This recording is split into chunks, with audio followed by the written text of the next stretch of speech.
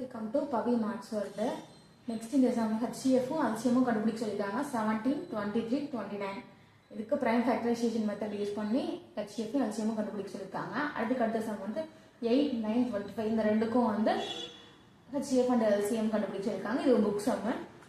இது நான் ஓனா கிரியேட் பண்ணி கொடுத்திருக்க சம். LCM and HCF வந்து கண்டுபிடிக்கணும். 12 18 24. நெக்ஸ்ட் சம் வந்து 36 60 84. Third sum வந்து 45 75 105. Fourth sum வந்து 64 96 128.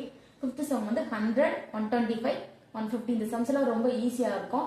சம்ஸ் பிராக்டிஸ் பண்ண தான் ஈஸியா இருக்கும். ஃபாஸ்டா ஒரு எக்ஸாம் எழுதும்போது ஃபாஸ்டா வரும். இதுல ஏதாச்சும் டவுட் இருந்துச்சுன்னா எனக்கு கமெண்ட் பாக்ஸ்ல கமெண்ட் பண்ணுங்க. என்னோட வீடியோ பிடிச்சிருந்தா சப்ஸ்கிரைப் பண்ணிக்கோங்க, லைக் பண்ணுங்க, ஃப்ரெண்ட்ஸ்க்குலாம் ஷேர் பண்ணுங்க. Thank you for watching my channel Pavi Maths World. Easy Maths. Enjoy பண்ணுங்க.